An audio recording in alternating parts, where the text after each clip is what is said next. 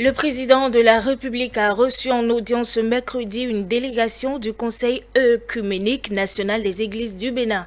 Au menu des échanges, la présidentielle du 11 avril 2021 que le CONEB souhaite paisible. Je vous propose de suivre le président du Conseil à la sortie de l'audience.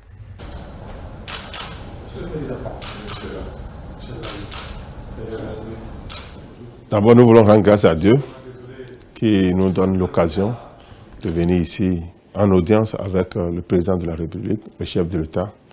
La délégation composée des églises membres du CONEB est venue pour non seulement prier pour notre nation, afin que les élections se déroulent dans la paix, dans la stabilité et dans la tranquillité.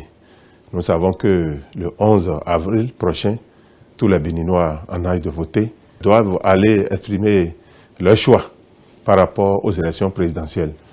Et nous, notre souhait est de dire au chef de l'État que nous prions pour que ces élections du 11 avril se passent dans la paix, dans la tranquillité et que ça soit une fête de la démocratie.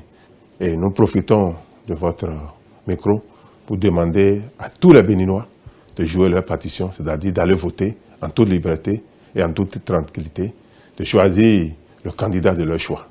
Que le vote est un devoir citoyen, c'est aussi un devoir chrétien, parce que lorsque nous sommes de la société, nous sommes artisans de la société, nous sommes chrétiens, nous avons notre droit de vote et nous devons l'exprimer.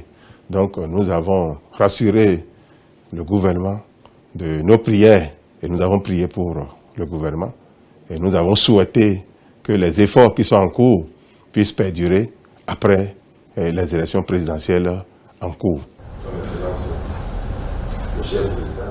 Dans le livre du prophète Jérémie au chapitre 29, verset 7, il est dit que notre paix dépend de la paix du pays qui nous abrite.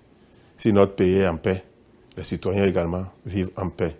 En cette période préélectorale, nous souhaitons que les uns et les autres posent des actes de paix. C'est-à-dire dans notre comportement, dans nos prises de parole, dans nos prises de position, que nous puissions œuvrer pour la paix, pour l'enracinement de la paix. Parce que la violence n'a jamais réglé un problème.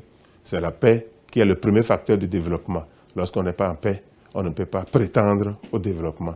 Donc nous exhortons les uns et les autres à poser des actes d'amour, des actes de paix. Et nous demandons à chaque chrétien de montrer en cette période que nous sommes des enfants de Dieu.